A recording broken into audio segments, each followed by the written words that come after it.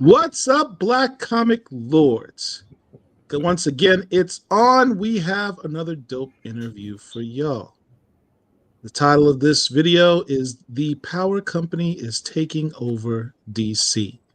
And here are the men who are at the forefront of doing that. We have to switch sides so we can see. There we go. We have Mr. Anthony Fowler Jr. Say hi, Anthony. Don't be shy. How's it going? Brandon Thomas. Weren't you just here, Brandon? I was just here. Was that last week or the week before? I can't even remember. Did we give you a key to the building? Is that it? You're back? Give you a key. And Mr. Charles Stewart III. What up, y'all? How y'all doing? It's been a year since we've had you, Charles. Welcome back. I don't know where you're hiding. You're supposed to come back. All right. So you got, why is he in the center? There we go. All right. So you guys did a really dope book. DC Comics is doing a storyline which is going to start, well, it's already started actually, right? With your book, Brandon? Yeah. The Power Company. You guys are bringing back the Power Company. Yes. Perhaps you can tell us by first starting off by telling us who is the Power Company and why should we care?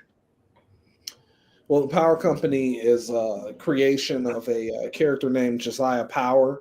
He's a superpowered lawyer in the DC universe that was introduced back in, I think it was in the 2000s. And he created this super team called the Power Company, and it was kind of structured like a law firm. So he had partners, associates, and they were all different superheroes, and they were a heroes for hire style superhero team that operated in the DCU. And we are bringing Josiah and that concept back, seen through a new perspective in the wake of the events of Absolute Power. So he's making his big. I guess he's reintroducing himself to the DC universe, and I got that started in the Blacklightning comic that I am writing. So that first appearance leads directly into this Road to the Power Company special that we did the main framing story for, and then it will continue later on in the spring in a dedicated one-shot. Well, I jokingly said, why should we care? Here's the answer to that. You have a character who's an original DC character, an original Black DC character.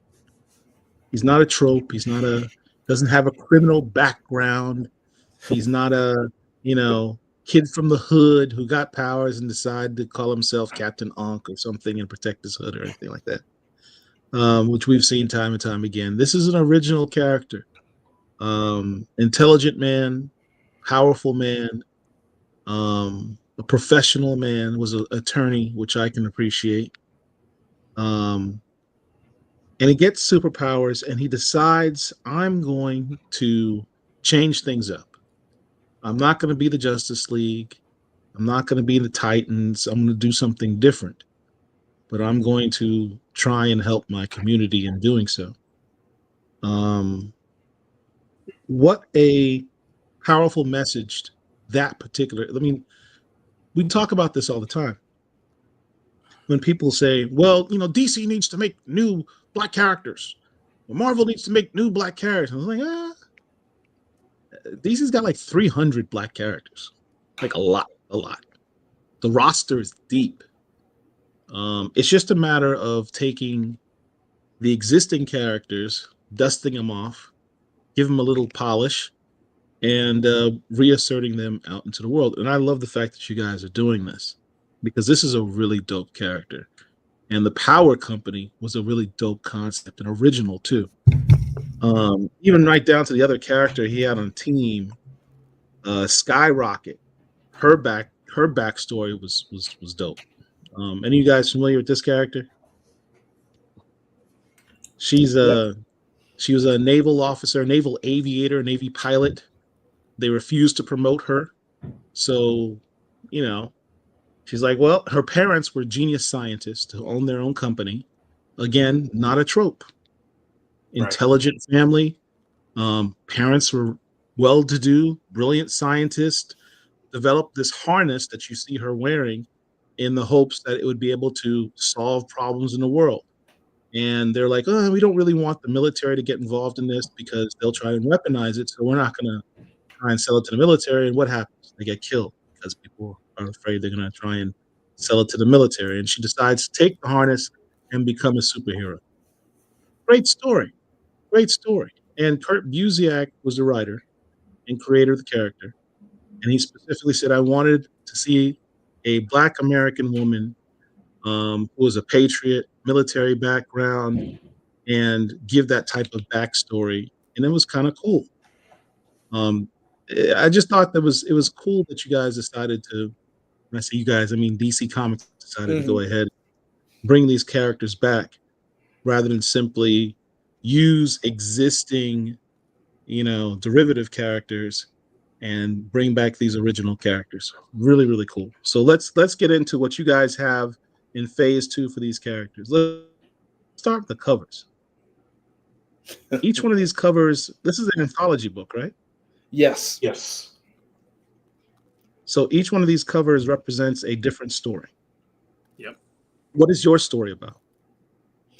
Our story is about Josiah Power. So we have the framing story. So in the book, we have the first half of our story comes first, and then the second half comes at the very end. And in between, you have these spotlight stories that center on these character pairings that you see represented on the covers here. Right. It's a classic, assembling the team kind of narrative that we've got going. So these are some of the characters that will basically be the spine of this new incarnation of Power Company. Now, is this going to be a series or a mini series? Do we know yet? Right now, it's gonna be this introductory one shot, and then there is another dedicated one shot that is coming out in April. And based on how both of these do, I think that will probably determine how much more we get, or essentially how much more quickly we get. Follow-up one shots and series. So we'll see. But it's very exciting to be involved in this. Editor Marquise Draper, who we keep talking about. Right. This is basically one of his babies, one of his brainchilds that he has been quietly building, like in the background. And once we started Blacklightning, that became the perfect opportunity to at least kind of get the ball rolling. And then he asked me to do the framing story for this special, which was fantastic to do, because I got to reintroduce people to Josiah Power and show people kind of what he's about, what's driving him now, and kind of what the new threat is that he is concerned with. Well, shout out, this brother's name keeps popping up. Shout out to Marquise Draper, the mad scientist cooking up stuff in the lab at DC Comics. His name keeps popping up every time we talk about these characters doing the damn thing. Marquise all is right. the man. There's a follow-up one shot. It's going to be called the Power Company Recharged by Brian Edward Hill and Aletha Martinez, launching in April, which we'll talk about a little bit later. It looks like there's 3 other stories. My brother Kari Randolph is also contributing some art to that too. So okay, a guy he'd be upset. He also did that first cover there on the left. So okay, which represents your storyline. Yeah. In the forefront there, and then the next cover we've got. It looks like an Aletha Martinez cover. It is. Excellent cover. It's how you know you're a good artist, when you can tell who the art is just by looking at it. That's a Vixen and is it Bolt? Bolt, yeah. Vixen and Bolt.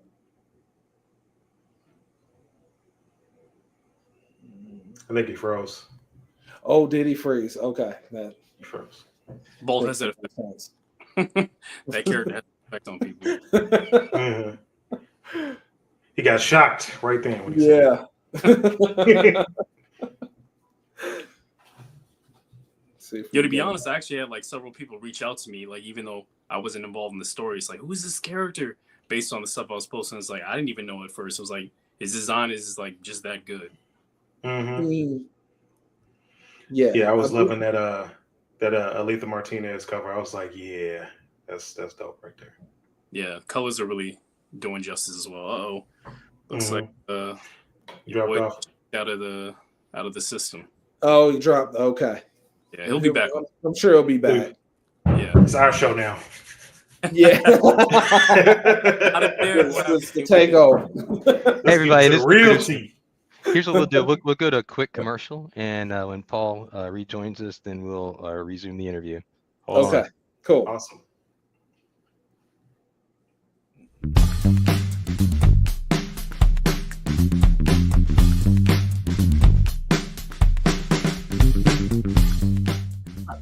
Comics are different. Those things cannot be returned if they do not sell. Okay, so that means that if they buy 10 copies of Monica Rambeau Photon and nobody buys it, they eat that money. And your local comic shop is, the margins are very thin, right? Times are hard for everybody.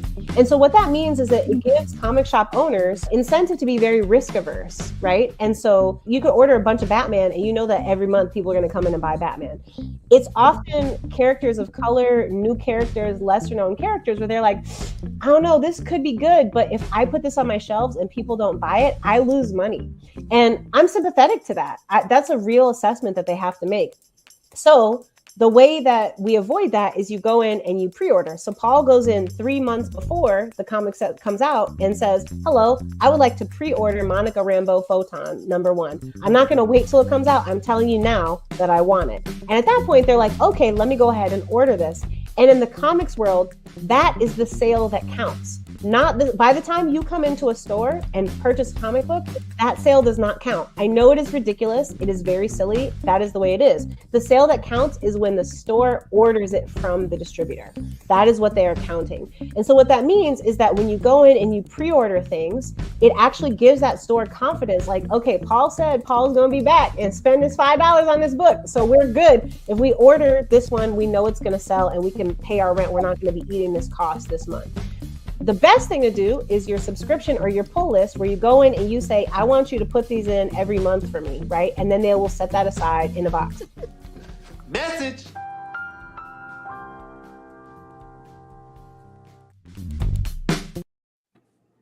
Wow, that was embarrassing. I seem to be having performance issues tonight. All right. Let me get my sound up. Can you guys hear me? Yeah. We can hear you. Wow, I can't hear a thing. All right. So, where was I? So the next storyline is with Cyborg and Sojourner Mullen. Yes. Who's writing and doing the art on that one? I believe that's the John Jennings story. And Kanan White. Shout out to Kanan White, who did excellent work.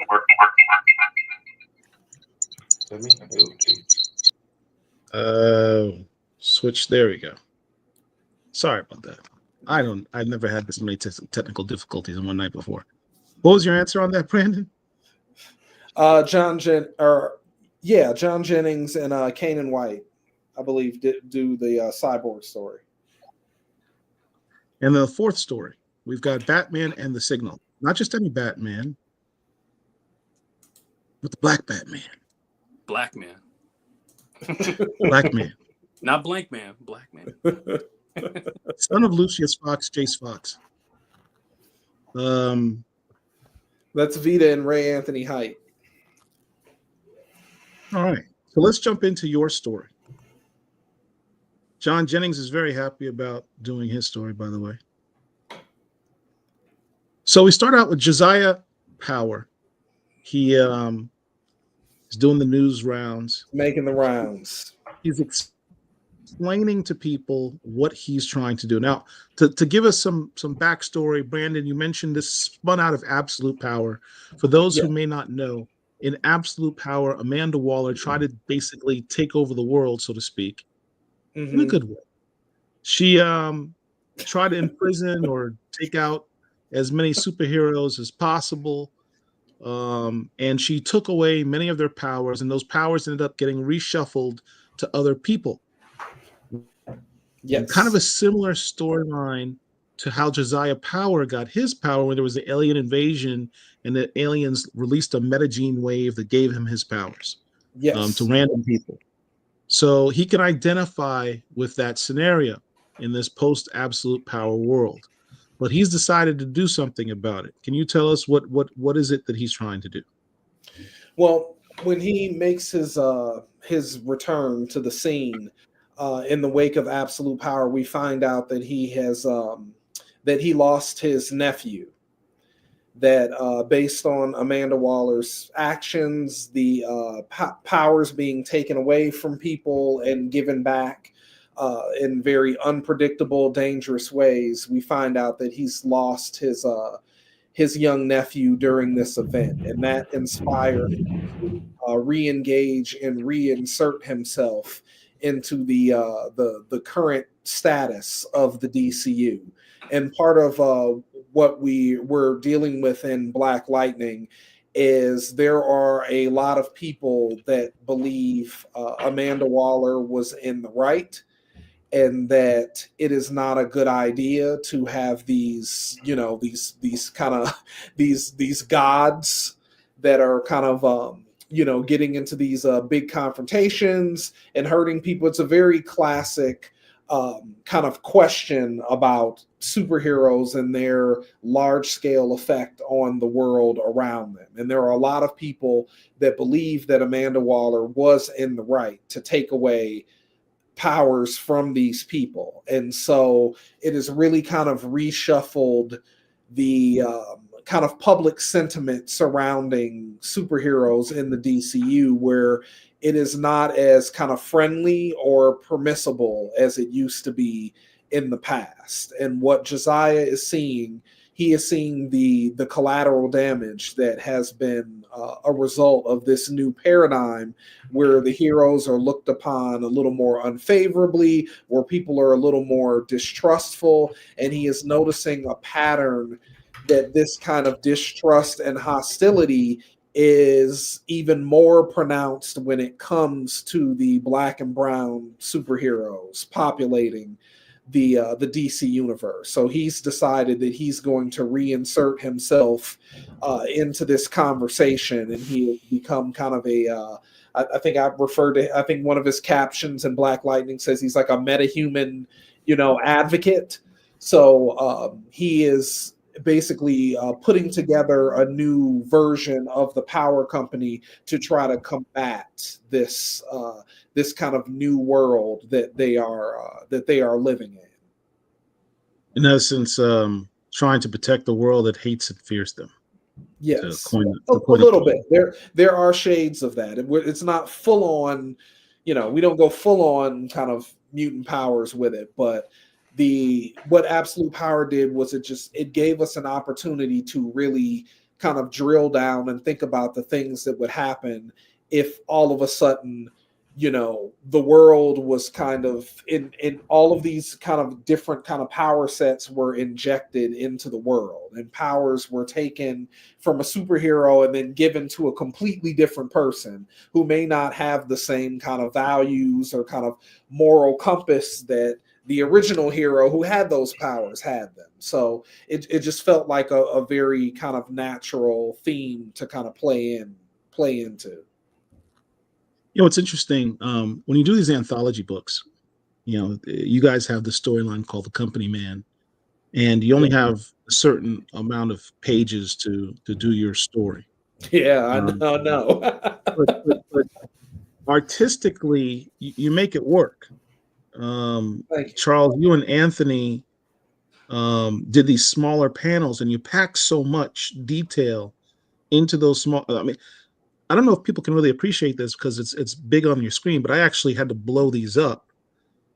These are smaller panels on the page, but it's amazing is that you can see the amount of detail in these panels, like down to the switches on a little computer thing.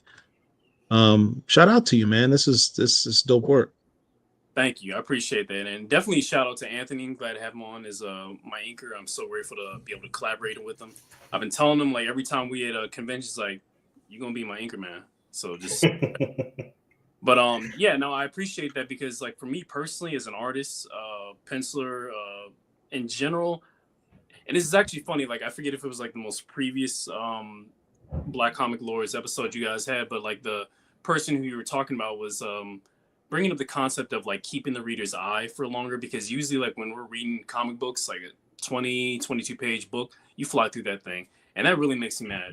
And I get it to some degree, like, you know, there's only but so much you can do, but it really does come down to the amount of panels and how much information you have on there. Sometimes you don't want to obviously bog down the eye with like so much text, but sometimes it's necessary to slow down the reading process. And you can also do that with detail. Like me personally, I'm very detail oriented. Like if I'm gonna look at something, I want to enjoy looking at it and I want to explore. Like I don't want to have like a wasted experience. So like I kind of like think about that as I visualize how would a reader experience this, and that's kind of what I want to bring with my art style. And again, like I said, I appreciate it, Anthony, just like, you know, really going in and, you know, not haphazardly just like, let me just get through it. So I appreciate that. Oh, yeah, you guys did the most with the least, because you have one scene, an entire scene in one panel. Then you go to the next panel. This is another show and another scene where another message is done. And you're doing the most with the least amount of space. I don't know if people really appreciate, you know, the effort that it takes to story tell in that manner when you have a limited amount of, you know, page space to do that. So I just wanted to recognize that you guys did some great work there. Well, thank you. I think they tell you when you do improv or acting to commit to the bit, and I think that it applies in comics as well. Even if you have a limited amount of space to tell your story, you got to commit to it. So if you're going to do a TV set, do a TV set. You know, think of all the details that go into it. So, and I appreciate Charles for, you know, putting me through my pages. I looked at his pages because his pencils are really clean, and I was like, all right, got to put in some work. Let me get some coffee. So, who was your colorist on this book, by the way, as well? it was Ulysses. Ulysses, yes. I can't pronounce his last name. Ulysses. Areola. Yeah, Areola. Okay. Areola. Yeah, same colors that did that's doing Blacklightning right now. Okay, that's why I'm so a little visual kind of continuity. I mean, you can see the different colors of the tones, tone of colors. You know, back in the day, these brothers on the screen would all just be colored brown number 5. Right? Just black, brown. But you actually see the different variations and shadings in the skin tone, which adds depth to the picture, and you can do more curvatures and stuff like that in the skin. I mean, I'm a detail guy. I like looking at details like that when I'm doing. Somebody needs to call somebody. There we go. Sorry, that was my alarm. All right. So here, Brandon, you let loose a couple more details. There's mention of the previous power company and how the new power company is different. And then there's mention to talk about that. So what is the difference between the old power company and the new power company?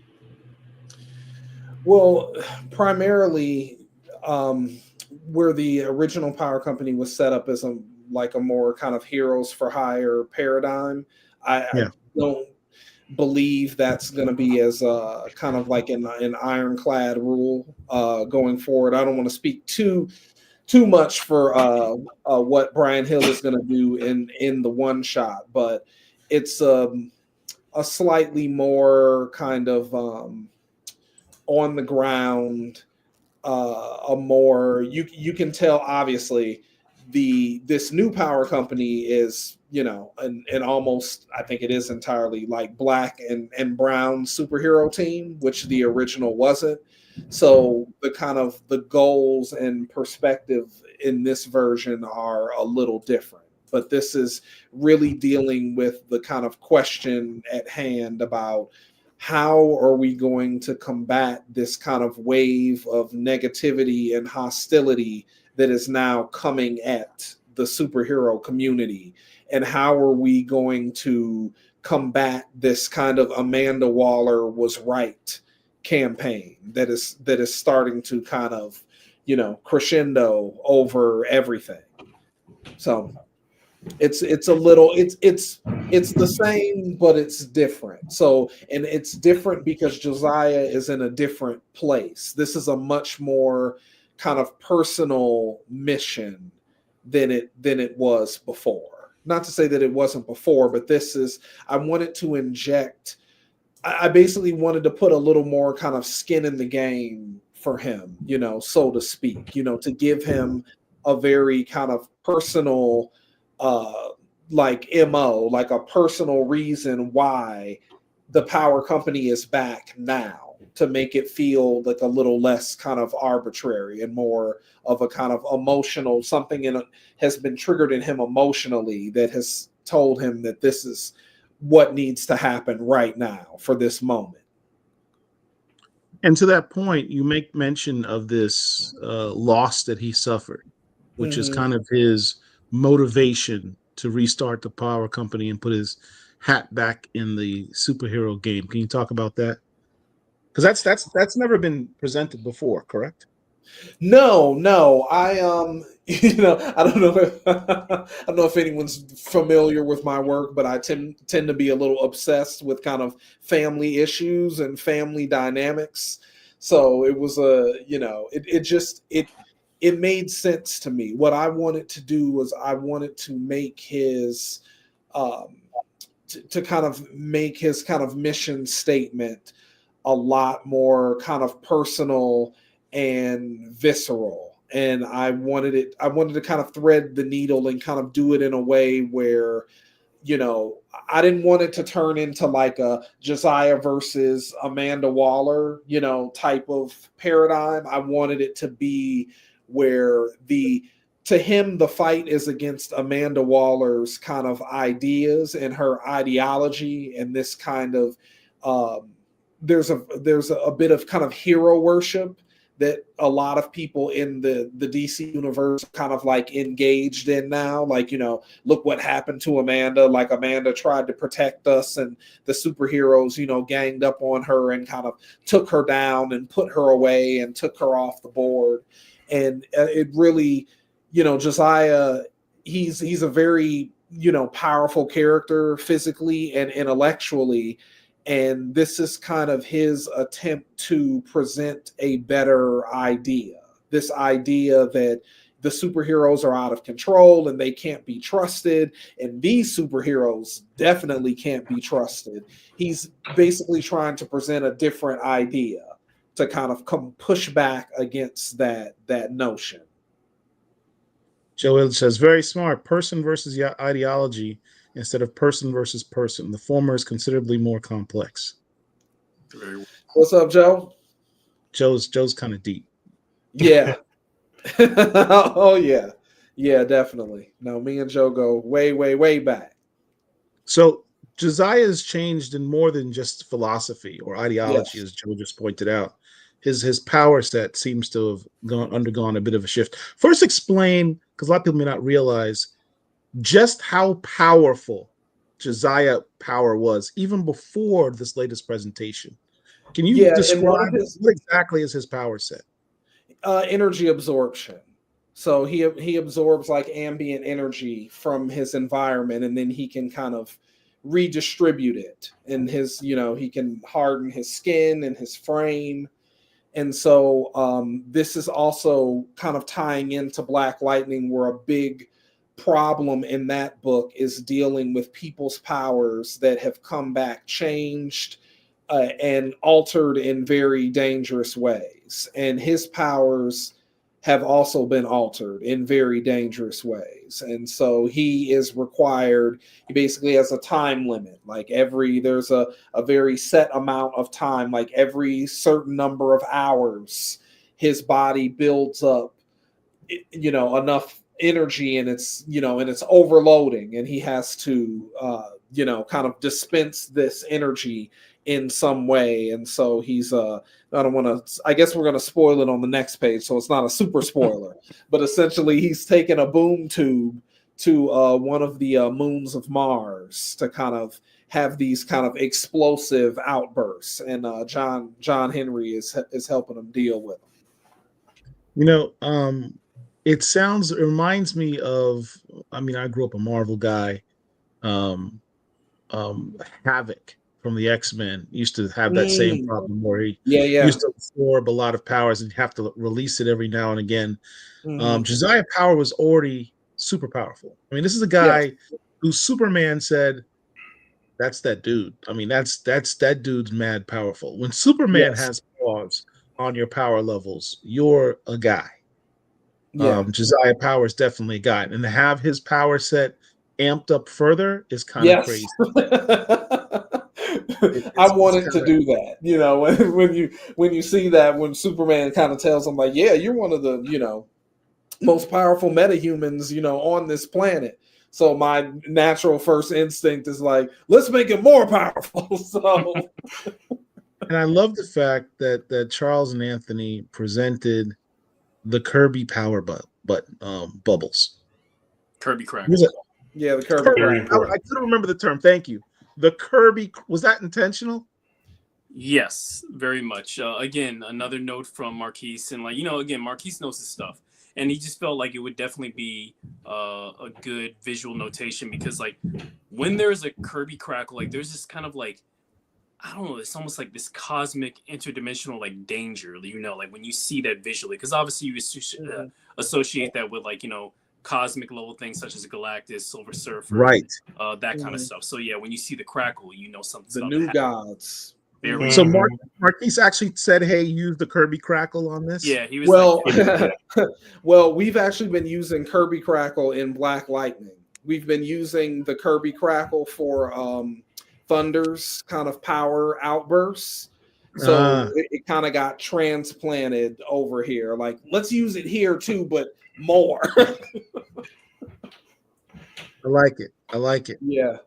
No, it's one of my favorite things. It's one of my favorite visuals in comics. And I am another thing, I'm obsessed with kind of taking things that Black and brown characters don't usually have and giving them these things. And to me, you know, Kirby Krackle has a very definite kind of specific kind of visual connotation.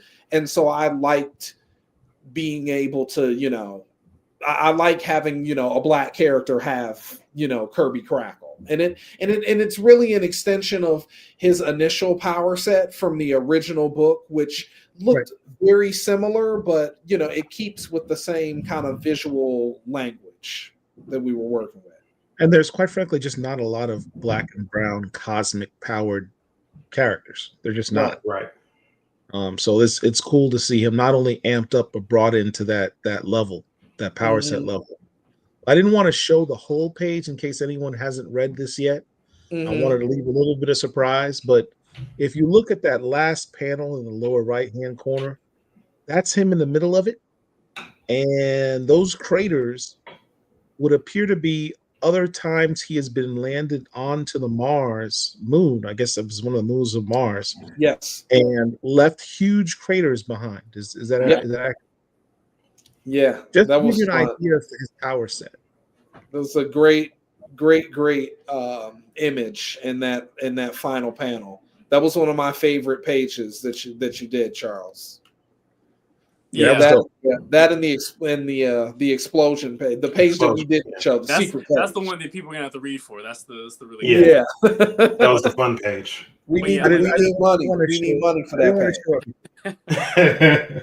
But this page right here, honestly, like when I was like, you know, reading the script, it's like this has a very Watchmen feel, because when I was thinking about like, you know, just like this definitely has to have that kind of like, you need to be quiet and stand in awe. Like this is like a momentous thing that's happening, because like when's the last time like anyone has ever seen like, you know, craters on a moon up close, but caused by, you know, pretty much nuclear explosions. So that's the kind of like, you know, that last panel especially that I don't think you see here is kind of give that money shot of like, yeah, this is serious. Yep. Mhm. If you want to see the money shot, you got to buy the book. Exactly. Exactly. All right. Talk about money shots. In the entire friggin' book, can I say friggin'? I can say friggin'. This was my favorite page, and I know it's silly. I know it's silly because you guys are like, you know what? There's all this exposition and storyline on these other parts of the book. What about these splash pages? What about this, that? I get it. It's all good. But for my money, this page made me fanboy the hell out. So you got blacklightning. First of all, you've got Josiah Power with his team there. One of his team members is one of my favorite new DC characters, Deadeye, Archie Waller. Archie Waller. Mhm. And they're talking about recruiting for their new power company. Mm-hmm. And the top of the list is our man Jefferson Pierce, obviously, for obvious reasons. And they're going through the roster like, yeah, this guy's, he's got the right psychological background, right power set, leadership skills, obvious choice to be on the team. But then you look at the screen behind them of the other candidates, and it's like the who's who of the best in the DC universe. Characters that we complain about all the time in this space. I wish we had more of this character. I wish we had more Vixen. I wish we had more Signal. I wish we had more Sergeant Mullen, some more Mr. Terrific, et cetera, et cetera, et cetera. Who wants to run down the names on this page? Who wants to take a shot at it? Wow. Well, I had to pull up a bigger version on my tablet here. But this a bigger version? This was Dr. Wizard, can you make this bigger? They've accepted the challenge. Magic. A little bit. Okay. This is a little Started better. from upper left to the right. But this page, and a couple of things I want to talk about. First of all, the idea of using Archie Waller was all Marquise. When we were talking about, when we were kind of breaking down this story, we needed for Josiah to have an investigator. Like, we needed a character that basically has kind of done, he's basically gone out and assembled all this information, and then he's bringing it back to Josiah, and he's giving him kind of like a list of candidates. I'm obsessed with the NFL, and I was just thinking about it as like a coaching search. So we needed a character. What's also interesting about that is Josiah in his own way is seeking redemption, and Archie Waller, as Amanda Waller's nephew, also is seeking redemption for even being associated with her and all the things that she's done and all the things that she forced him to do. Yes. And there's a nephew thing going on too, where right. Josiah lost his young nephew, and Archie is Amanda's nephew, and so Marquise thought that he would be perfect for this role of like the investigator. He's got a cool like a psychic power set, so he could do some of his research that way too, which we get into a little bit later on in the story. So it was really cool to include him. And this page was basically in the script, and it's basically like the character select screen, like in every fighting game. So initially the idea was to just have kind of Black Lightning in this big kind of, extended shot of him. And then in the background, we were going to do the heads of the other characters that were featured in this one shot special. But then Marquise is like, why don't we do more than that? So Marquise went, digging in the crates, and he basically got this list. And I think he sent that list to you, Charles, right? And then you drew. Yep. Okay. You should talk about this, because this was another one of my favorite, kind of artistic moments from you in this whole story. All right, you answered the top quiz, Charles. Who are all these characters in the background? Well, I'm going to be honest. Like, I can't name all of them, because to be honest, there were some that I didn't even know about. It's like, oh, okay, there's this character. I see the name. I have no idea who this is. So I'm not going to even pretend to compete in that game. But there were also like some that like are kind of obscured a little bit. You probably can't see. Like there's I'm forgetting his name, not Calder, but it's like one of the Aqualad characters or side. Calderon. That is Calder? Oh, that's weird because he looked Where he his looked way lighter. He looked way lighter than what he's normally is. Anyway, I thought it was something. All right. Let me take a shot at it. So Yeah. starting from left to right. Got Cyborg. I think that's Natasha Irons next to Cyborg. With the blonde hair back there, I can't tell who that is. There seems to be John Stewart. I can't tell who the person with the hood, the black and blue hood is. If anybody knows who that guy is, say it in the chat. We've got next row. I don't know who that woman is. You can't see that guy. Sojourner Mullen. I'm trying to pull up the original email so I can check. Yeah. So we can. Yeah, I want to say the person in the hood is John Henry Jr. John Henry Jr. Okay. Mm-hmm. Mr. Terrific. We've got Dr. Midnight, Signal. Is that Starfire? That can't be Starfire. Is that Starfire? I don't remember Starfire being on there, but hold on. No. I found the artwork, but not the character list. So just give me a second. Or that could not be ignoring Jefferson's daughters. It could be Jennifer and Anessa. Yeah. Then we've got Steel. We've got Vixen. In the hood at the bottom half of his face, it's probably Mal Duncan. Mm-hmm. Obviously Jefferson Pierce, Calderon, Aqualad, Batwing. We haven't seen that. This is the original Batwing, the African one. And Tanya Stevens, Power Girl, who we have not seen in a minute. How'd I do, y'all? Chat. Did anyone get some that I missed here? What he said? Yeah. Paul, the only one that matters is my guy, Blacklightning. I have to mention. I'm looking at like Kid Flash and the original art. Like, I don't even know did everyone even make it on the page that you drew? I feel like I see some extras here. But it's cut off a little bit. Flash, but it's like I think. Wait. So you're saying there's a bigger picture than this? Well, okay. So here's the thing. So the full breakdown of this is when constructing this, Marquis said, "Hey, so let's like kind of do like a like a video game, choose your fighter, like Street Fighter style. It's like, okay, this is gonna be awesome visual. How am I gonna fit this in here with the respective space and the composition? Because that's the one thing that I can't stand is it, and it's a hard job. It's like making composition work that doesn't feel forced with being able to put in the most amount of information without making it crowded. It's like it's a seesaw battle. So anyway, it's like, okay, well, how about I have a hologram, like a hollow deck kind of projection, but in order to fit things in more space, let's stack it and let's make curvature so it's like slimmer. So this was all going through my mind, like, okay, how can we fit this in? But if it's curved, how it is, then you're obviously gonna lose some. So I can't tell what's like on the right side. If like some of the things got a little. joeillidge says that Nubia is underneath Cyborg. That makes sense. Yeah, it looks like. Yeah, I wanted to mention that it is cut off a little bit on the right hand side, but if you buy the full issue, I actually snuck in a character. Marquise knows about it, but yeah. Okay, so we have the prop. See, I don't even. I was like, let me just put that in there. Oh, Ray Anthony Height. Okay. Mm-hmm. Ray Anthony Height's in the chat. All right, so let's go on. So this is all part of the recruiting mission.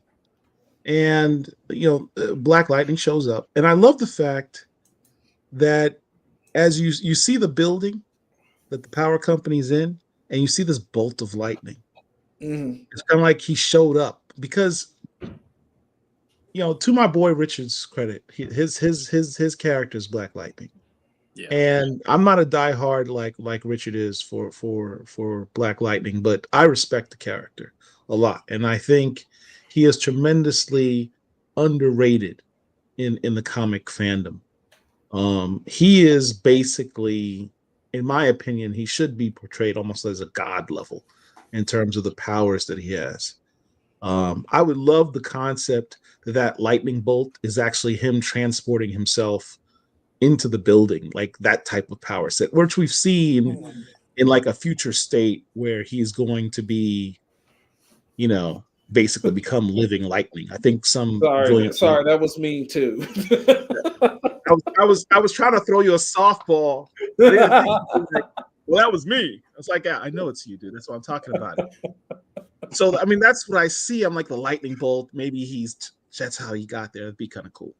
Mm-hmm. Anyway, so he's trying to recruit the man, and you guys had a black moment. Y'all went full black. You could have done just a regular head nod, type thing, something subtle, but no. Y'all went blackly black, and just did the full DAT. I mean, you actually did 2 panels of DAT. That's the only way. This is a big thing in the script. It's like because like you said earlier, there's only 10 pages. There is literally no space, and there's a lot of information. It's only 10 pages, and y'all guys did like multiple panels to show the depth. Like that's extra emphasis that we trying to show the Batman depth. Got to get it right. You decided to I was just like, I just have to do it. Like I just have to use the, like the 3 or 4 panels to just do the whole thing. So, bro, it went from the grip, even the hug at the end, the whole thing. So like if you follow like a lot of artists on Instagram and whatnot, you'll see them like and it's cute to see like the behind the scenes. Like you'll see them like pose or do like the action pose, and especially if it's like a muscular artist like Jorge Jimenez, it's like like Superman, because I am Superman. And it's like we all do that. And for me, it's like I don't even have to practice with anybody. I've done it a million times. So it's like, okay, what does this look like? I went in the mirror and say, yeah, that's right. Get in, lock it in, and then bring it in. Because that's what I do with every single person within my community. It's like it's ubiquitous. Mm-hmm. But it was important, so we had to devote the page to it. So do I really have the space to do a whole page? Like I'm just gonna do it and then I'll figure it. So unfortunately, that means you may have like a few extra word balloons like on the pages that come before and after this, because I was like, I just got to take the page to do the whole thing. Otherwise, it's stupid. So. And then I just love the little bit of Archie, kind of telling him like this is probably how he's gonna do it too. So just be aware. So Archie's here in the lower left-hand corner. Basically, is kind of like the guy in the ear of Josiah. Like, here's what to expect in your confrontation with Jefferson Pierce. He likes this, he doesn't like that. And he's like, he's probably gonna go full contact. It's like, we understand what he means when he says that, and it's like you're speaking to us, and I'm like, y'all did a full code switch on one panel. There are readers from outside of our individual local fandom who are reading that and like, what does he mean by full contact? What does that mean? And I love it. Look, I promised I'd be more positive in 2025 and not spend a lot of time talking to the haters. But to the haters, y'all know who you are. Who's gonna make those comments? Like, I don't appreciate pages like it's just not like the Sam Wilson cookout thing. You're pandering to black people. I don't think that's necessary. Black people don't do that. We have to portray that. First of all, go get a friend who's black. Right. But I appreciate seeing this. Because we don't. No, it was. And this is really us. I was like, glad. There's not a single person, well, the majority of us, who have read this and can appreciate this moment and say that's real. Yeah, that's real. To me, I was just thinking of cons. Like I was, thinking of, when we go to cons together and stuff, and when we see each other after, like a year or 6 months or however long it's been, That's just what I was thinking. As you mentioned, a con. Right before I got here, I was at the original art expo that's taking place right now here in Orlando. I'm sitting down, I'm eating my meal. In comes Sanford Green. Now, I have never physically in real life met Sanford Green, but this is how the exchange went. This is funny. True story. This only happened a few hours ago. I see Sanford. He sees me. He goes, we both nod. We do our nod. Then I get up, walk over to him. The full thing. Lock, bring it in. First time I met him. What's up, man? How you doing? Chat. white dude comes up to us as we're talking, interrupting us. I'm like, who interrupts us? Excuse me. Yeah. Sanford's like, yeah. Are you DJ Big Phil? Sanford burst out. He paused.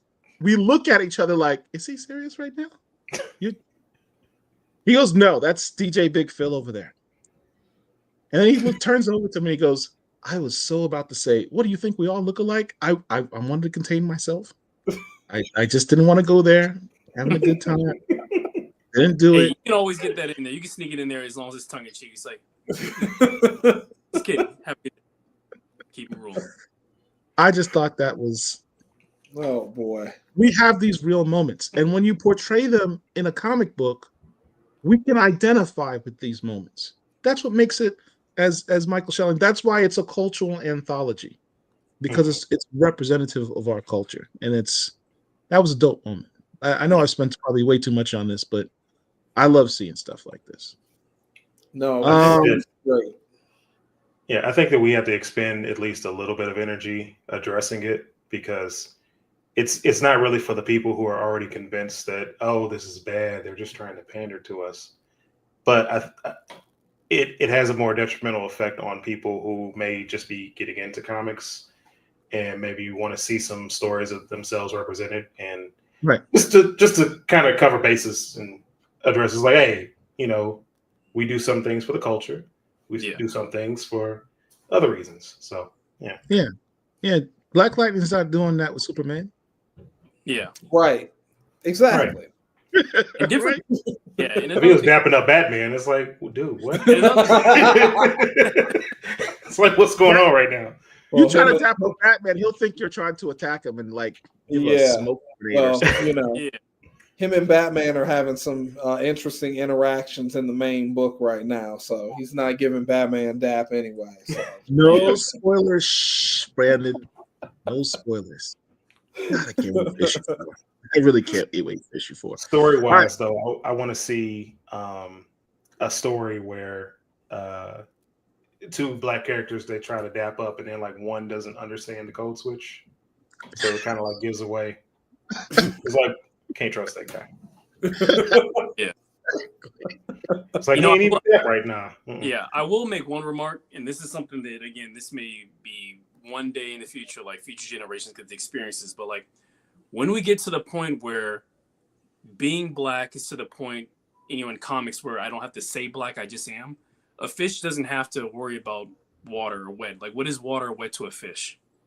It's just what it is what it is. And so you bring a fish on dry land, it's like, oh, now I know what dry air is. And I'm bringing up like an analogy from SpongeBob. I think it's hilarious. But it's like, if you're a millennial, you'll know that reference. But like, essentially, when he says like, it's pandering, it's like, well, first of all, what makes you think that this is not a normal thing? It may not be normal to you, but like, right, it's a normal thing amongst others. So one that says, hey, you're not familiar with this and you don't know this. Two, you're assuming that it's bad. Three, why wouldn't you want something that, quote unquote panders to people that this is normal. This is water for them.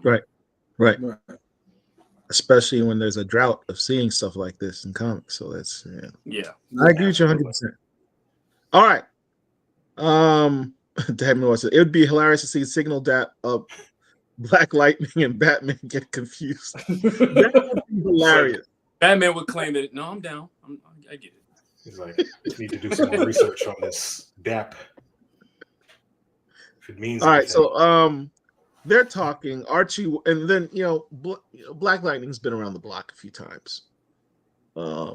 He figures out quickly that Archie Waller's giving him tidbits to Josiah Power. And he's like, I know Archie. You can't really pull one over on me, but nice try. Right. Talk about that a little bit, and then I want Charles to explain why he has the big swole brother. First of all, in the tight ass sweater, but he's got his Timbos on. Size 13, probably size 15. That's about a 15. We talked about this a lot, actually. Like how much bigger than Jefferson. Did you not think I was going to notice, Charles? So I would love to like have like but actually, it's funny because there are some things that are in the original pages that got switched over digitally for different reasons for editing. But there were some things initially along the way where it's like, I think his brain is like, yeah, Josiah need to sit his big behind down because like he too big. Like in one of the conversations he was having with Jefferson, he was actually standing up. Like he was like, and Jefferson was sitting down. It's like, oh, he's like a good like 5 feet taller than him, just standing up. Right. So Dude is massive. But yeah, like I remember that the cool thing about it. conversation. It's like seeing this like black man, but just like this, just again the same way that Wilson Fisk like to give a portrayal of like what this could be on this side. It's like, yeah, there are bigger body people in the world. We know some like just like massively bigger dudes who just exist. And when they enter the room, you just know it's like, man, that dude is a freight train. And it's just, what are they gonna do about it? And there's a reason obviously why he's like in the hoodie, and that's towards the end. But yeah, my prim and proper lawyer dude in his Timbos, I feel somewhat attacked. I'm just saying. Well, towards the end, it makes a lot more sense, and you would want to be in some Timbs and a hoodie too. Well, I am. That's why I said I feel a little attacked. Oh. You should feel bad. Right. So explain this scenario of his recruitment, Brandon, and why does it not go the way we thought it would go? Well, we it's never it's just kind of the name of the game. Like Jefferson can't immediately just say yes. He just can't. Like it's not a denial. It's not interesting enough. So where this story takes place, because this story happens at the same time as the main Blacklightning series. So this kind of not confrontation, but this meeting happens basically kind of timeline wise. It's some time in Blacklightning number 4 is where this takes place, and based on what's going on with his daughter Anissa, with this kind of threat they're dealing with, it's just kind of like, I know what you're going to ask me. I respect what you're doing, but I can't do it right now. I just, I just can't. Like my family responsibilities right now, my Justice League responsibilities, it's too much right now. So you read this story, Jefferson turns him down, and then you see what happens in the remainder of the Blacklightning story and see if events that happen in that book help to change his mind. So that's all I'll say about that. Speaking about events in other books, there's a footnote here referencing the fact that how Jefferson knows about Deadeye is his powers and his telepathic profile was scanned after the Suicide Squad Dream Team book. And for those of you who may not be familiar, that was a book Marquise put out, DC, that brought together, it was an all black superhero team. All black. It's first time in DC's 100-year history there was an all black superhero team in one book. His very historical book. Highly recommend you guys go out there and get it. Art by Karan Grant, who's a beast in the art department. Fellow Jamaican. Respect that. So just wanted to give that a plug and a shout out. All right. So Jefferson leaves with a very ominous warning. Whatever it is you're building, just from your rep alone, I know it'll be something that benefits the people that need it the most. But I can't be involved right now. I hate it to death, but I have to accept some limits. Family comes first. Talk about this, Brandon. Well, this is me doing that fun thing where I get to reference myself because I'm referencing events that are happening in the main Blacklightning book that lead him to turning down this opportunity. But like I said, I'm trying not to spoil the end of that book. But that Blacklightning book sounds like it's pretty important. People should be buying it. They should be buying it. It is very important. It's very important to me. we'll see if things that happen in the end of that book kind of change Jefferson's perspective on some things. All right. So he's been turned down. I like this. I don't know why, but this particular panel here on the left, just real good looking artwork, man. Yeah, very good body language. Sometimes in the original presentation of Josiah Power, no disrespect to Tom Grummett, who's a great artist, but he had Josiah looking almost like, I don't know, like a Neanderthal man. Was he like a really heavy eyebrow, low brow type thing? And you've got him looking a lot more human here, which I appreciate.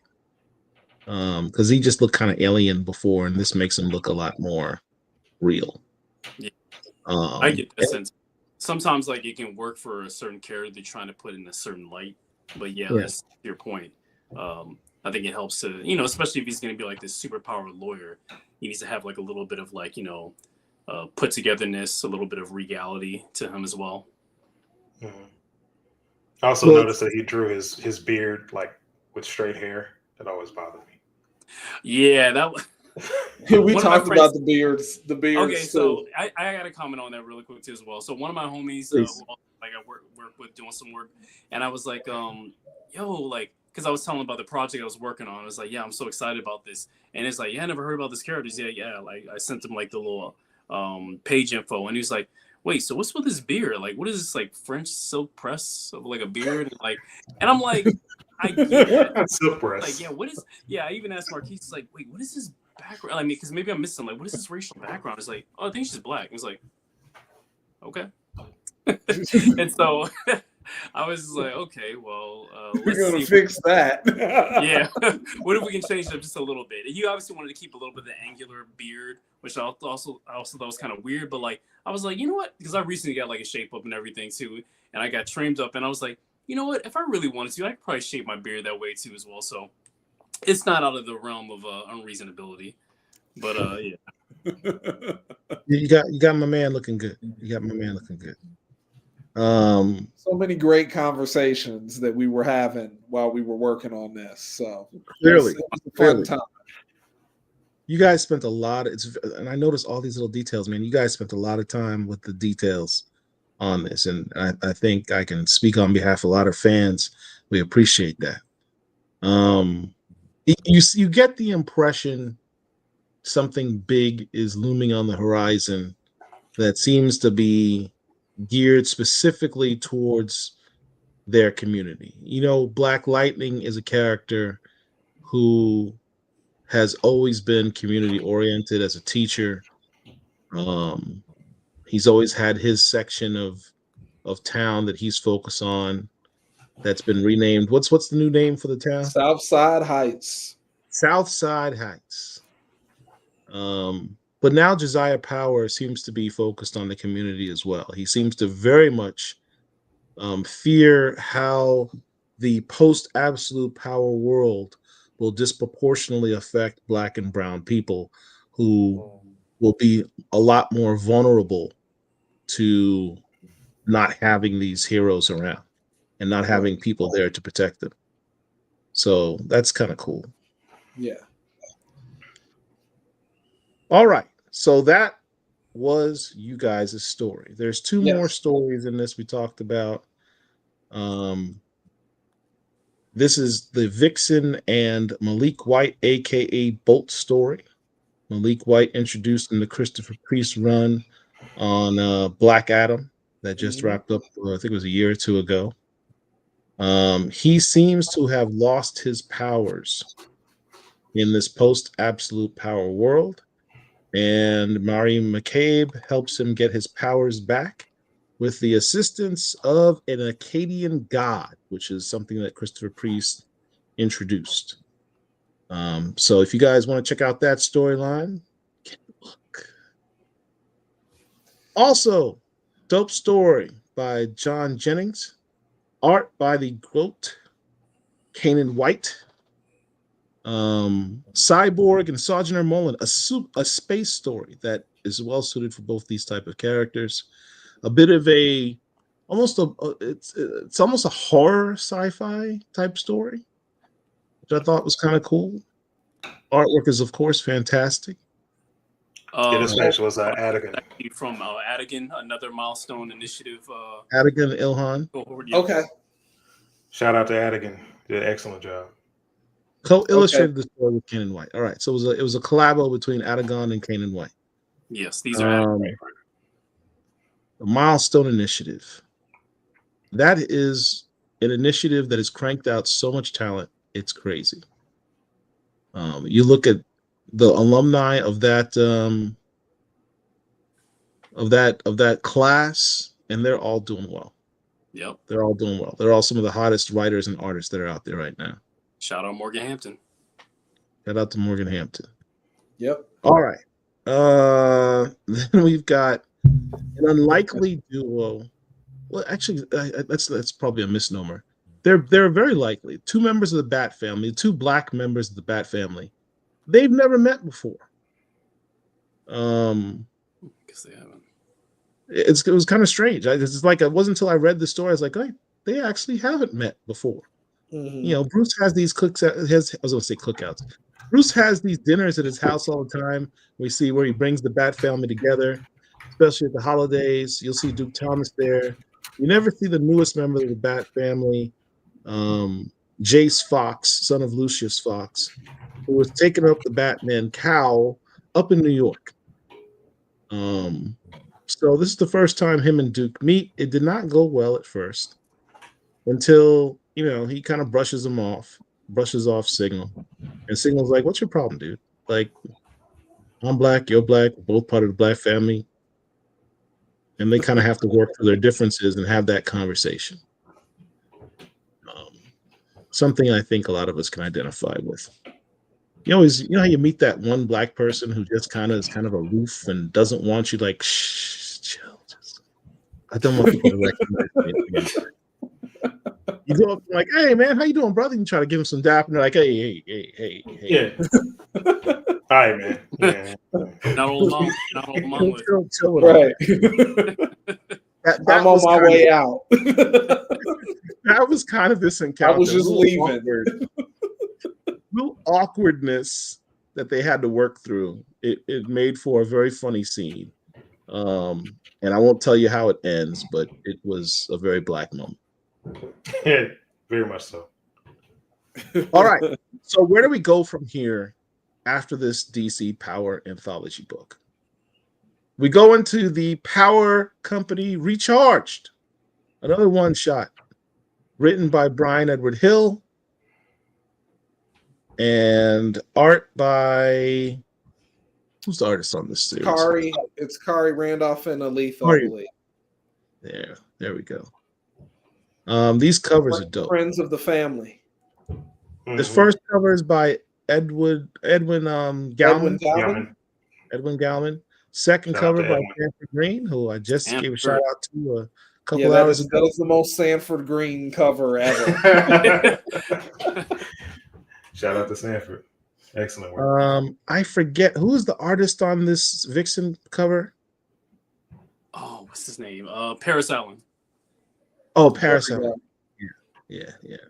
And then finally, this fine work of art. This was Ryan Benjamin. Is that yes, right? That's the Ryan master. Benjamin. Is this like one of those? What is it? 1 in 25. 1 to 25 covers? Because like I didn't even see The variant. Yeah. Okay. Variant. Ratio variant. Yeah, Ryan's been doing a lot of really, really nice variants. He did a bunch of Black History Month variant covers too. So I'm going to have to, when we conclude this, go online and see if I can track down that ratio variant because that's kind of fire. I want that. That's excellent. Design, yes, is given. Yeah. All right. Great. Gentlemen, thank you. Let's hear some of the questions that Dr. Wizard may have from our chat. We've had a very active chat tonight. Which Power Company members are you going with? That's that's already off. I feel like I don't know. Like, are we supposed to say? Is it like... Like, what if our lineup is different than the lineup that's in the actual book? If you if they said, hey, we need to continue this series and we'll give you 5, 10, 12 issues, who's the lineup you guys are choosing for the squad?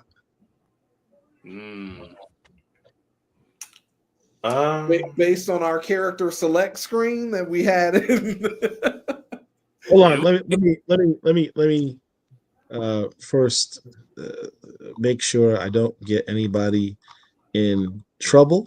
So let's start with a bit of a disclaimer. Uh-oh.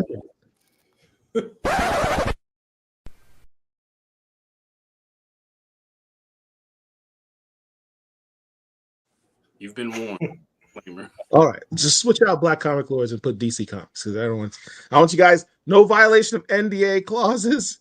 Don't give us any storylines of what's coming up. Oh, personal selections. I'm a lawyer. I worry about the details like that. Your personal selections for the Power Company squad. Who would you like to see on the squad? All right, if I can start off right at the back, like I'm definitely feeling Bolt. I love his character design, and like I don't know too much about him, so I'm like just off like rip. I'm like, yeah, I would love to see him just like, especially like if he's coming from like the magic side of things, like with the like the Marvel family. It's like the Shazam family. Mm-hmm. Yeah, and he's also a very down to earth character. Yeah, so I definitely like to see Signal too, because like I was gonna say the Signal. Yeah, I you gotta have Signal. Signal family. I'm obsessed with Duke Thomas, so I'm gonna say Signal. A lot of people. I need Sojourner Mullane, definitely. Yeah. Obviously, we have Black Lightning. Black Lightning's the leader, so I don't even have to say that, but I'll do it anyway. So that's 1, 2, 3. That's 4 members. You need to have 5 members to have a team. You can't have a 4-member team. Okay, who's the so 5th member? If Sojourner was on there, we need to have another female. We need to have another woman to like balance things out, because like we can't just have just the one token female. So would we go with one of Black Lightning's daughters? No, because I would say Nubia. Actually, that's she'd take over. Now, who would be the leader? Well, yeah. Okay, so you can't have Nubia take orders from Jefferson Pierce. And Jefferson Pierce can be like, what if he got it like that? Well, that's the thing is like, yo, you can't, give this woman like any demands, and he comes through. He's not trying to spit game, but he's just like, hey, I respect you, sister. He's like, I respect you too, brother. It's a source of conflict, though. She wouldn't say that, but still. Yeah, you can't have 2 alphas running the team. That's just too much. It'll be interesting. Too much. Yeah, Jefferson will just but I'm on the Justice League, Nubia. You gotta like listen to me. And she's like, well, I don't care how to do it in the man's world. I'm quitting. Well, Vixen is a natural choice. I think this is just like, is this just the team? I think we're just yes. Hey, we just putting it out there, Marquise. If you're listening, maybe who knows. Bumblebee. I don't know if Marquise is here tonight, but he'll be on the rewatch. Yeah, Bumblebee might be a good option. She's not being used. That's true. I'll always say Vixen because Vixen needs to be on a team. Yeah. Yes. Yeah. Because her power set is just, it something that's like we need to see more of her powers just in comics in general. Yeah. When James Gunn watches this episode, because of course he will, message to him to go ahead and make sure Vixen makes it on screen. Yeah. Shoot, I even appreciate just like, a TV show or cartoon, because like we already have Orpheus. Orpheus, don't say that name. Are you I don't even know if I should say this. I have a plan for Orpheus if there was ever an opening. Okay, so I gave the NDA disclaimer thing, and you go and put that out there. So I'll just run with it. So what do you mean you have a plan for Orpheus? I mean, Brandon? I have a plan for a lot of things that I got files and pitches and ideas, but that is one of there's a few characters that it's kind of like the characters that I know like nobody cares about. And I won't say nobody, but just like, you know, these characters that I loved when they were, you know, introduced, or they got introduced during kind of like my formative years in comics. So I was like, oh, you know, I could do something cool with Orpheus. So I don't know. We'll see.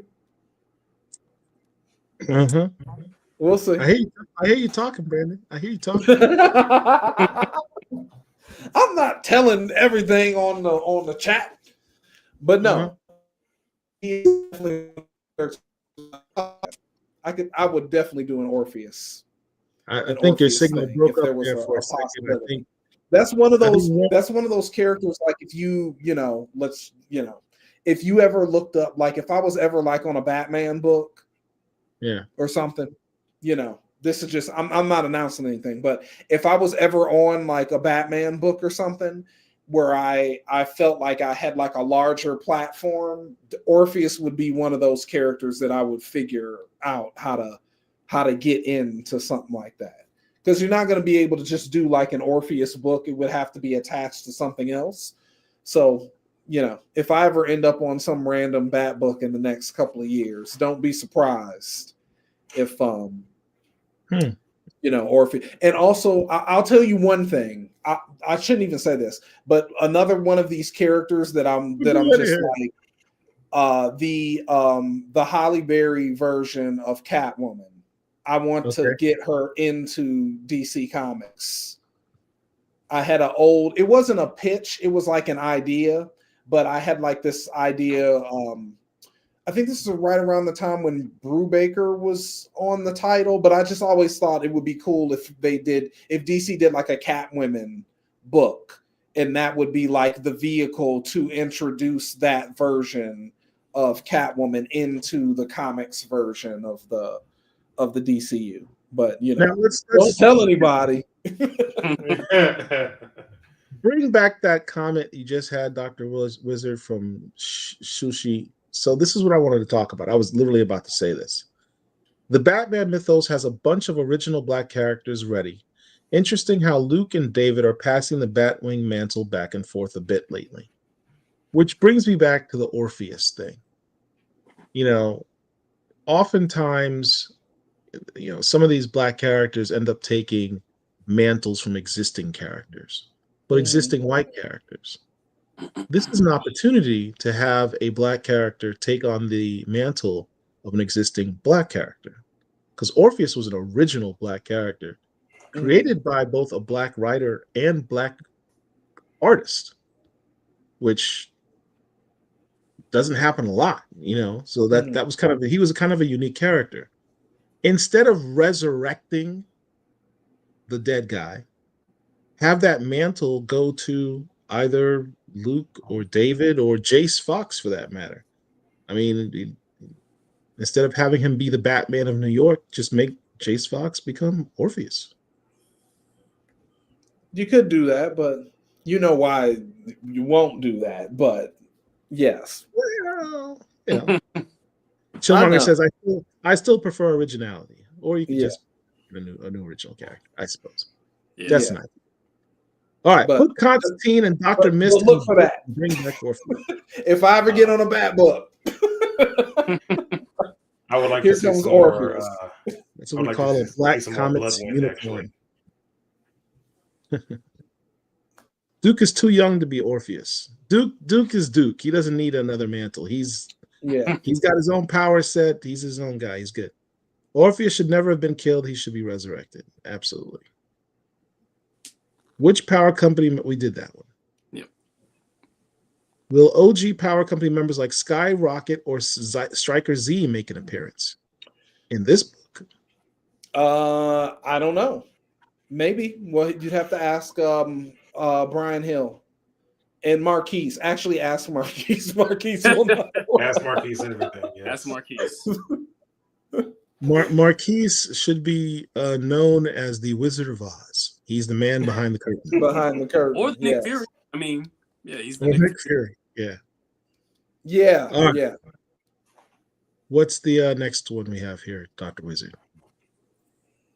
Is the Black Firestorm still an associate of the power company? Jason Rush? Is he even still around? I think he's still alive, isn't he? I can never remember when we're changing universes and stuff, but I don't know if he's still, were him and Ronnie still like paired together like in the Firestorm Matrix? I forgot. I don't remember.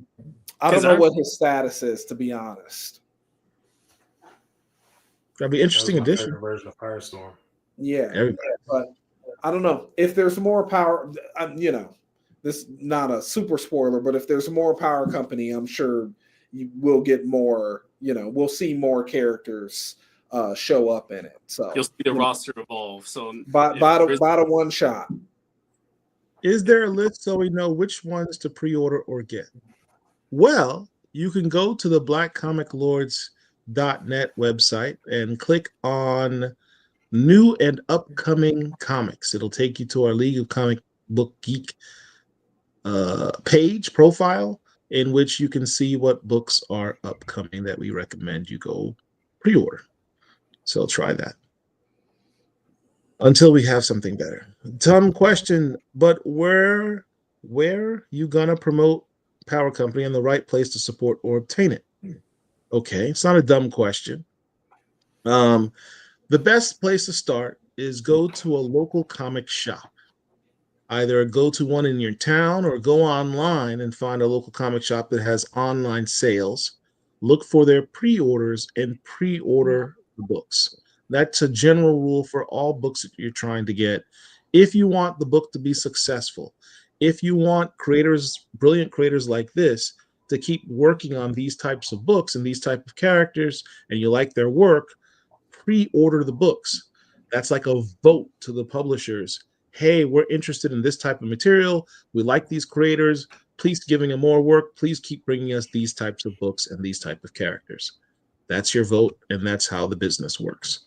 If you wait until the book comes out or you buy it on eBay, that is absolutely meaningless to help with the promulgation and continuation of a book. It wasn't a stupid question. It's an important question that we really want to hit home a lot in 2025. Yeah. Which Black Batman are you going with? In the future version of Duke Thomas that I put in the story once. Oh, that's right. So instead of the Dark Knight, he's going to be the Light Knight. Yeah, I think we called him. Me and Kari called him Bat Signal. Bat Signal. Nice. All right. Ricky Tom says, how in-depth is the script that you use? Is it a detailed or is it up to you to decide as the artist? That's a good question. We got the two art guys here. Did Brandon give you a lot of script? This is like a trick question. Answer it honestly. I won't be upset. Here's the outline. You guys just run with it.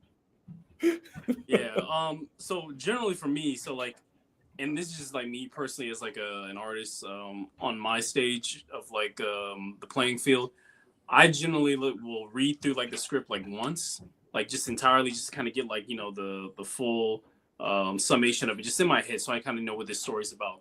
Then I'll read over again and look for like the key points. And for me, and Brandon, you did a good job, so I'm saying this truthfully. For me, I look for, can I read, and find like, okay, for page 1, 5 panels, can I immediately figure out what's the main point in this panel? And if I have to like slog through like a bunch of exposition that's like unnecessary, and look, writing is hard, but some writers like, make it easier than others. Brandon, you did an excellent job. And it's like, bam, okay, this is what happens to here, this is what happens here, this is what happens to here. And that's how I basically go off of things. Then I'll add the detail, but it's like the main composition comes from like, what is happening in this panel? Now it's like, okay, this guy is like eating a burger while in the background there's somebody flying past the window. And by the way, down by his shoe, there's a cockroach that like, I want you to get like specific on that shot because the cockroach is actually carrying a penny that's going to lead to the next panel. It's like, and I do things like that. And it's like, those sound like my first scripts, like my test scripts. That's usually, the type of stuff that you ask for when you're like inexperienced or just, one of those kind of rule of thumbs is that you can't ask for more than like 1 or 2 actions like in a panel. like in a single panel. So. All right, I want to circle back to one of the questions someone had about pre-ordering. As we mentioned, there's another book coming out, the sort of sequel to this book, the Power Company, Power Recharged. It drops April 30th, which means it's up for pre-order now. So if you want that book to be successful, if you want this series to continue, now's the time.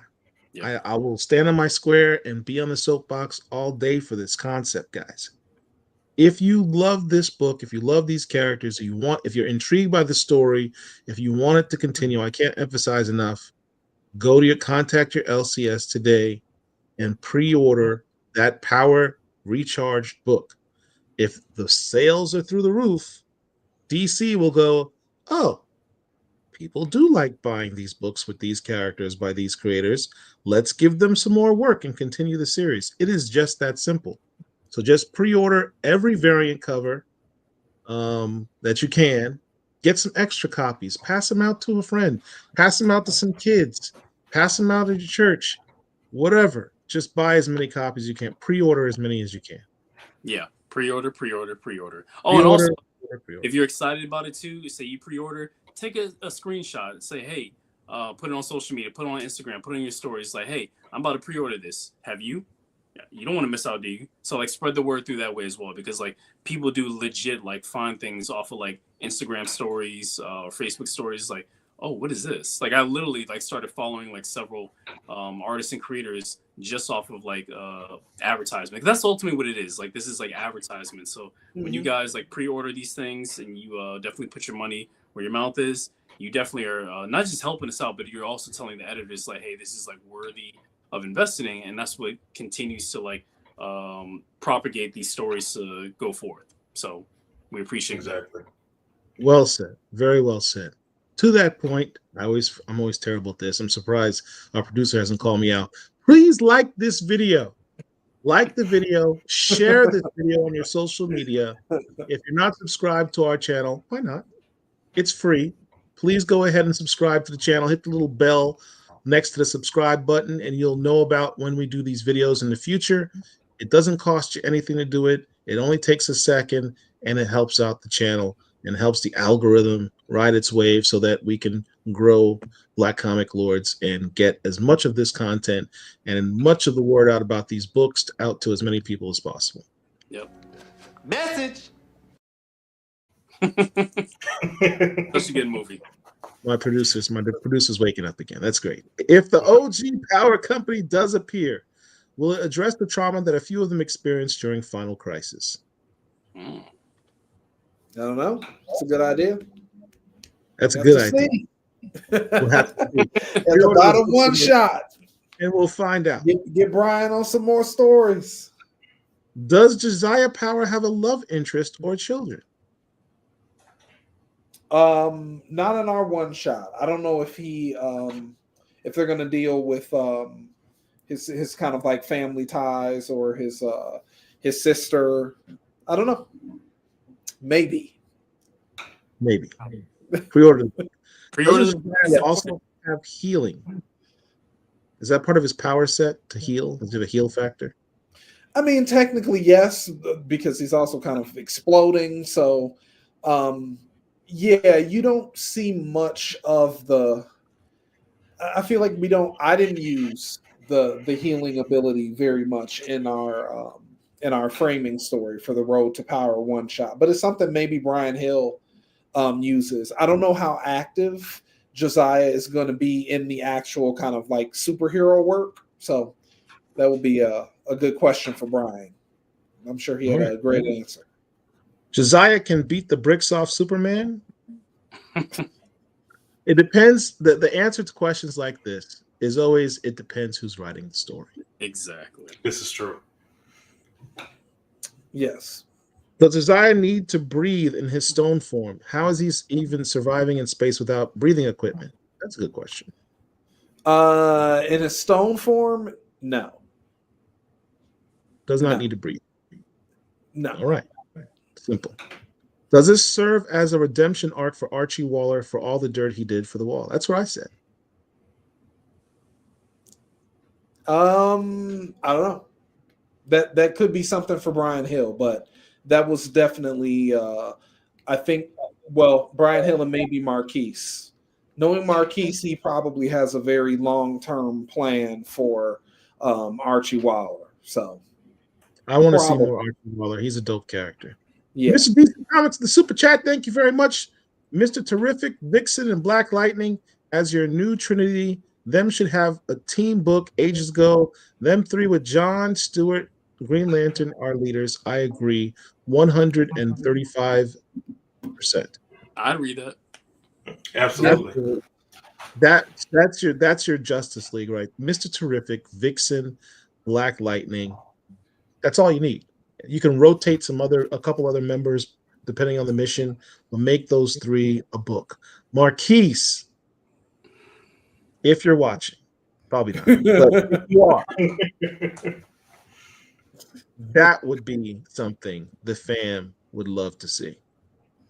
Since some meta powers, you didn't do the super chat video. All right, my producer's doing this thing. Since some meta powers are amped, maybe Black Lightning's powers are amped too.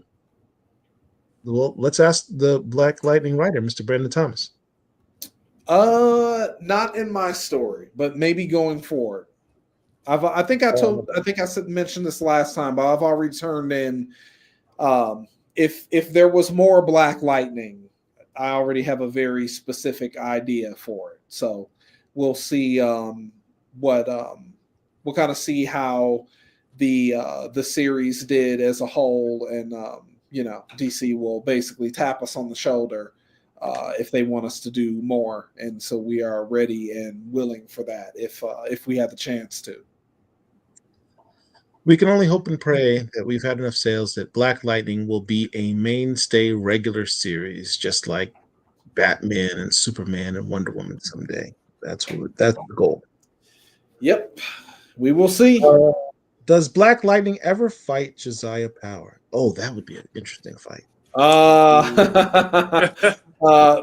Read the story in Road to Power. Road to Power Company. I'm sorry. It might be necessary. A guy who absorbs energy and a guy who wields energy. Who wins? That's all. Depends. I guess it depends on whose power gives out first. I always think about that scene in Dragon Ball Z where it's like Goku faced an enemy who could absorb his energy, and he's like, "All right, well, I'll just keep throwing at him until he explodes." Yeah. Mm-hmm. Speaking of Black Lightning, I love those variants and ratios. What does it take to get some 1 in 50, 1 in 100s, and 1 in 200? I'd love to see that as a Power Company stories continue. Okay, so a couple things. Ratio variants are based on the amount of books that the LCSs order. You order a certain amount of books, they'll give you that ratio variant. So the short answer, as I keep hitting home, is pre-orders. The more pre-orders you give for a book, the more the LCS will order, and then the ratios will be generated based on those sales. Yes. And you have to, there's a whole kind of math to it too, because if you have a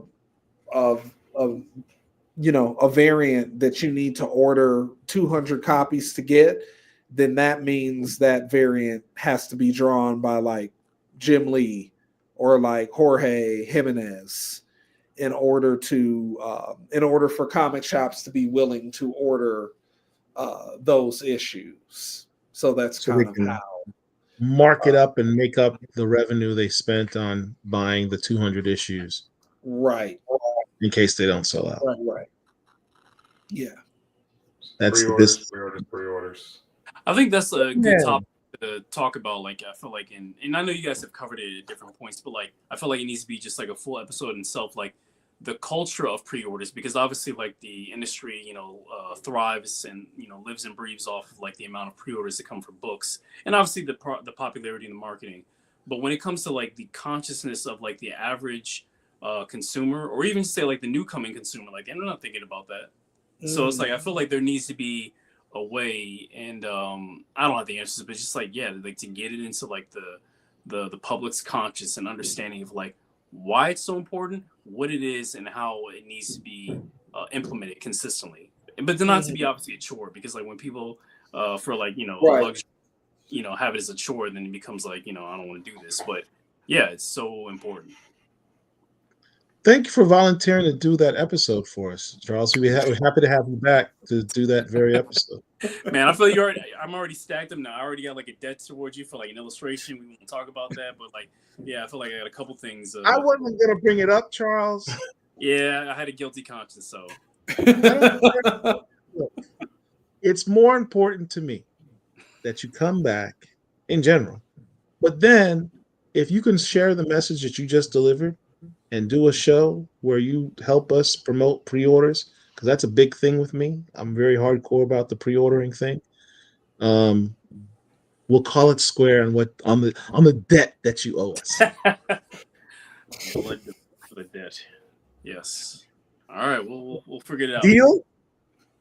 I don't know if I want to check on it yet, because I have a couple projects coming down the pipeline with a certain creator who was also in this chat recently. But I'll just leave that in the wind for right now. But if you ever choose to make that promo, let us know. We'll be happy to help. Absolutely. All right, just showing support. To appreciate you guys greatly. Keep up the nice work, and God bless. Thank you, brother man. Thank you.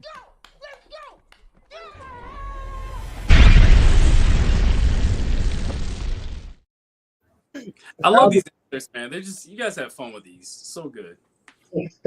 That's our producer, Dr. Wizard. He painstakingly makes that stuff because he's bored sometimes. But thank you for the super chats, everyone. Obviously, we need it because my equipment sucks, which is why I dropped off earlier. Another super chat, Mythalized Black Creations. Thank you. Appreciate that. Whatever. When it comes up, you'll see. Oh, okay. What black characters would you rival Superman, Batman? We just talked about that, actually. Vixen, Blacklightning, and Mr. Terrific. Yep. And Mr. Terrific about to get a lot of shine too with the new Superman movie. Yeah, he is. Mm-hmm. The entire I don't know looking that. forward to that. I would be pretty sure that you'll probably be seeing a Mr. Terrific series sometime this summer. That would be my bet. I'm not, announcing anything, but hopefully he gets a lot more attention after the new Superman movie drops. Yeah. I would love to be on that too. And he'll get more merch too. There you go. I'm gonna buy that jacket. Yeah, I was about to say that's that one jacket that, like, yeah, I want that. That's the Mr. Terrific jacket, man. They even put the leather jacket on him on this version. Yeah. It's kind of cool. All right. Bo Biggs in the house. Thank you very much for the money. Thank you, sir. I need to get a new Donation. It's a donation. I thought it was the trash. Don't be hitting on me.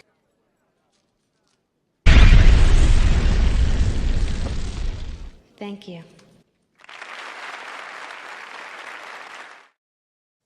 Thank you, sir. Thank you, sir. Thank you, sir. Okay, we need a Coming to America like animated series in the way of Boondocks. There's actually a I love it. That was funny because there's actually a Coming to America reference coming in Blacklightning. I won't say which issue, but oh my God. All right, yeah. I need to see that. Yeah. All right. Are we gonna bring up Vixen and Batwing's relationship though? What happened? Let's see. The last time we saw them was in last year's Black History Month DC Power anthology story. They were shown jumping over rooftops in the moonlight. No word about that since. So Marquise, again, if you're watching, that might be something to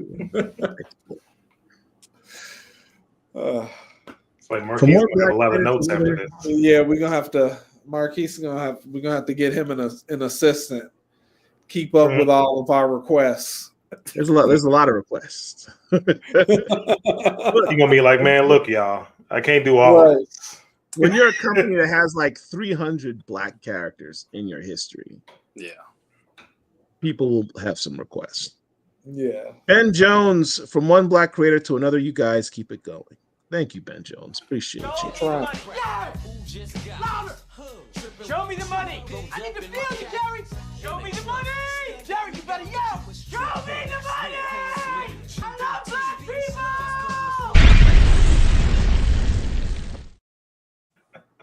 Again, That's ridiculous. that wasn't even Cuba acting, man. That was just him. This is me. Yeah, they just turned the camera on. That was just Yeah. It was like, don't worry about it. I got it. I got it. What else we got, Dr. Wizard? Is that everything? Can Josiah muster up some form of kryptonite for someone like Superman? So does he transmutation? Does he do transmutation? Not in that way. I think kryptonite would probably be something that was a little too difficult for that. But speaking of, I don't know if anyone's following the Superman books, but there's like a big kryptonite thing that's happening in the Superman books this summer. I think Dan Slott and Raphael Albuquerque maybe are doing the Superman Unlimited book, and there's a huge like kryptonite themed story from that. It sounds like it's about to be a lot more kryptonite all over the world for Superman to deal with. So Firestorm should be able to just make kryptonite, can he? Firestorm probably could make some kryptonite, but I don't think Josiah's powers are that refined. It may be a little too chemically dense for him to make something like that. But now here's an interesting thing. Does Mr. Terrific interact with Josiah Power, and how is that done? That's an interesting question, because Josiah Power is an attorney. Mr. Terrific actually has a law degree as well. Josiah likes to form the power company as structured as a law firm with partners and associates. Mr. Terrific could be a partner. Be a good partner. Yeah, that would be good. These two well-educated black men pontificating back and forth. Mm-hmm. There we go. I mean, look, hey, listen. For now that Josiah is going to be the forefront, you being a lawyer as well, you got a new person to cosplay as. Just get that beard out just a little bit longer, man. How'd you know that was already where I was going with that? Get your best 3-piece suit out, man. You be good. And a big pair of Timbs. Yeah. And a medium hoodie. Oh, snap. I absolutely would wear the Timbs with the suit. I'll call it the Charles Stewart. Marquise, get Paul a special Steelworks hoodie in the mail so he can complete his costume. It's got to be extra medium so it can be all tight. I don't have the muscles though, so I have to wear like a bodysuit underneath it. A large medium. Extra medium. Is Black Firestorm still? I don't know. I don't know where this dude is. Has anyone put Black Firestorm on the notes? I am not sure. Yeah, because after I'm a little behind on current DC, which is kind of funny, but I'm a little behind on current everything. But I'm not sure where Jason is, if he's still active or if he's been depowered, or we'll get him back someday. I thought if I was misunderstood, like something happened to him, like, before Blackest Night, because I remember that came up, and then let's say, okay, came back. Okay, that sounds a little. That was my marker point. That was a while ago, but that was my marker point for like a lot of characters. Okay. Let's see. What else we got? Anything else, Dr. Wizard? Is that all the questions we had? I think that might be it. I think that might be everything. Oh. All right. So, gentlemen, thank you very much for joining us and spending your time. Charles, Brandon, you guys are veterans. Anthony, you're the rookie. So we have to initiate you into the fan. We have a tradition at Black Comic Lords that whenever you come and interview with us, you become part of our family. So to that end, we'd like you to look into the screen. Let's put you there by yourself. Look into the screen. Say your name. What are you doing, Dr. Wizard? You got one job. All right, listen. Look into the screen, say your name, and say, I am a Black Comic Lord. I'm Anthony Fowler, and I am a Black Comic Lord. There we go. Welcome to the squad. Thank you. Thank you. You will we will send you your invoice for our monthly dues. And Charles is a little bit behind, as I said. That's why he is indebted to us. Yep. That's all right. You don't lose membership that way. Hey, do you guys do little cards like the Justice League, like the new Justice League cards? I want one of those. This is why you're always in trouble, Charles. You're not supposed to talk about The first rule membership of Fight card. Club. You don't talk about Fight Club, man. Come on, talk about it's behind the scenes question, Charles. Oh man, All of them don't need to know all those details. All right. Thank you all for being here. Dr. Wizard, do we have any upcoming shows coming up this week? Do I get a break? I've been working kind of hard. I need a raise. Anyway, thank you guys. Please hit the like button, share this video. That's please the do. Best thank you can give is to like the video and share it on your social media. Subscribe to the channel. Doesn't cost you anything. Helps us keep doing what we're doing. Much peace and blessings to all you guys. Appreciate each and every one of you. You guys are brilliant. You're welcome back anytime. If you have any other projects coming out, let us know. Just email us, hit us up on social media, DM us, and we're happy to bring you back. I'll be back in a couple of weeks. That's right. That's right. You got to drop that issue 4, man. And we're all waiting on Blacklightning 4. I still have to send it to you. I'll try to remember to do it this weekend. You set the bar kind of high for yourself. I just want to point that out to you. You do realize you're not. Oh, you talking about with issue 3? Based on 3? 4 better be freaking fire. You set the bar up here, dude. All right. You're suffering from success. All right. One question from the producer. One question from the producer. There was quite a bit of talk about Orpheus, and we have a Rich Recommends video on Orpheus. About 2 minutes. You want to play that at the end? Sure. Let's go out. Let's make that our outro. Okay, we'll do that. Orpheus.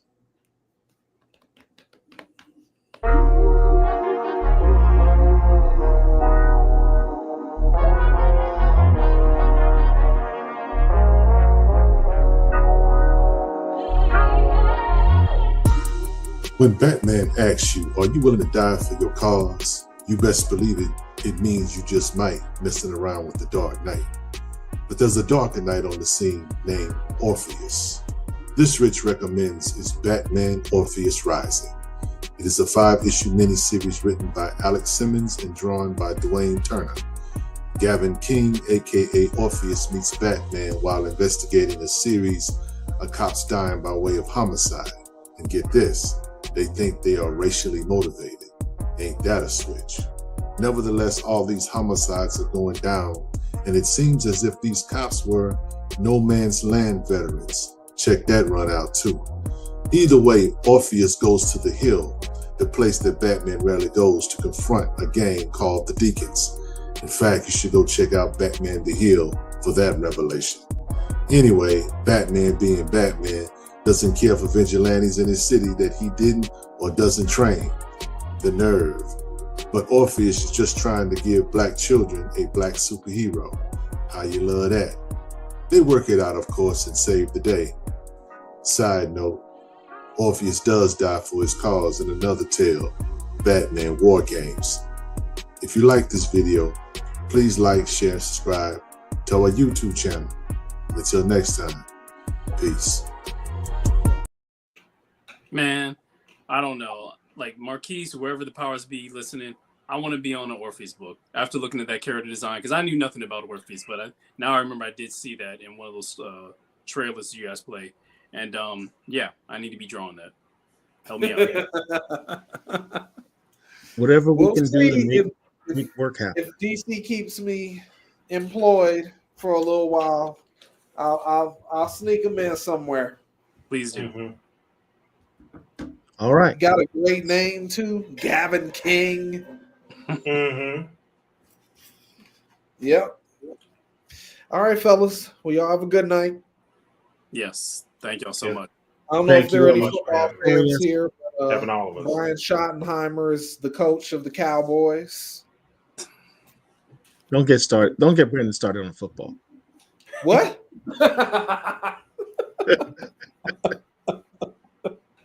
That's probably true. And on that note, all my teams aren't in it, so I can care less. I'm just hating on everybody. Okay. I mean, come on, you're playing for the future. My team's not in it, but we got Ben Johnson, so I'm happy this week. All right. I'm like, at least something good happened on fucking inauguration day. We don't talk about inauguration day, man. we don't need that in this space. I know. All right. But so I'm happy for now. Thank you all for joining us. We'll see you next time. Black Comic Lords. We got you. All right. Have a good weekend.